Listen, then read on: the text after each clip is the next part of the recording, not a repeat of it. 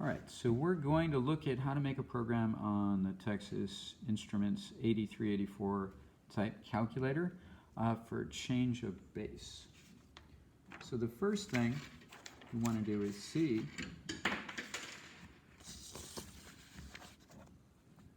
how to make this happen. So what we want to do is go to Program in the calculator and then type new and create new. So literally, that's what I'll do. Turn on the calculator. You can see the program button, kind of middle, upper middle, and arrow over to new, and just press enter.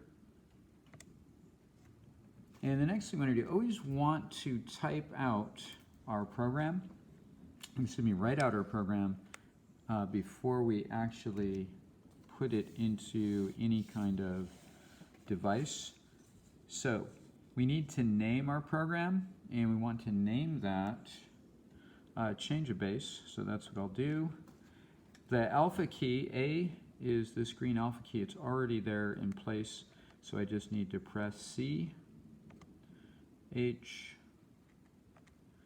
B, A, S, and E. Next, press enter, and so we're ready to actually program the change of base program on our calculator.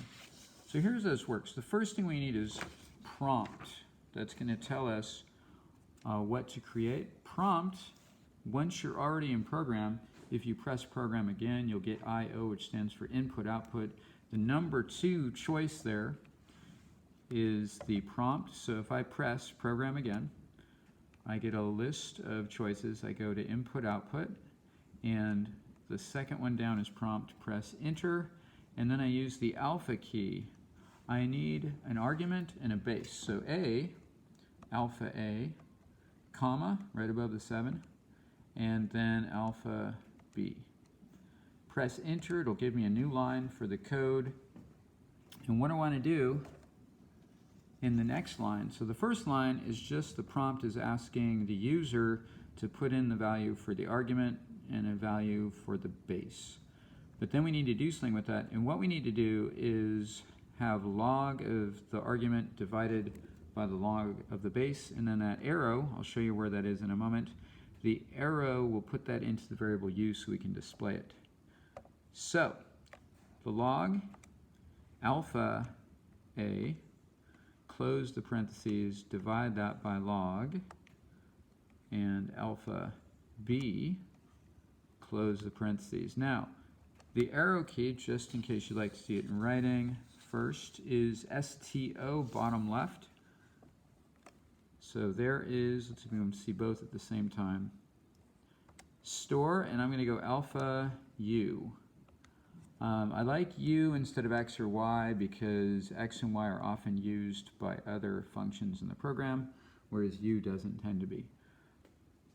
So I've stored that in U. The next thing I need, right now, it'll calculate, the calculator, the program will calculate that for us, but we'll never see the result. The way that we see the result is display. And we go to display the same way. While we're in the program, which we are, we arrow over to input output, IO, and hit number 3, the display. So I'm in the program still, I hit program, input output, number 3 is display, and I want alpha U. I want that calculation we stored as U to now be displayed. The calculator, like Google, automatically saves all of my lines of code.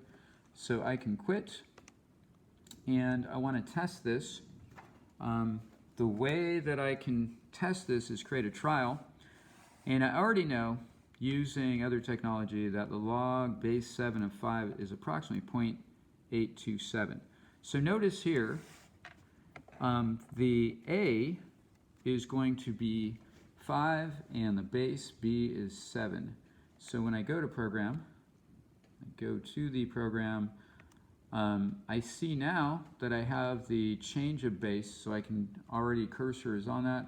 I press enter, and it brings up the change of base. Press enter again, and it tells me the prompt. What do I want A to be? The argument was 5, So I type in the number 5. Hit enter, and the prompt, because I put a comma, will ask for the base. The base was 7. And the next thing I do is I just press enter, and what will happen is it'll calculate that for me, and we get exactly the value we wanted. We have 0.827 for our log of 5, log base 7 of 5. I hope that helped.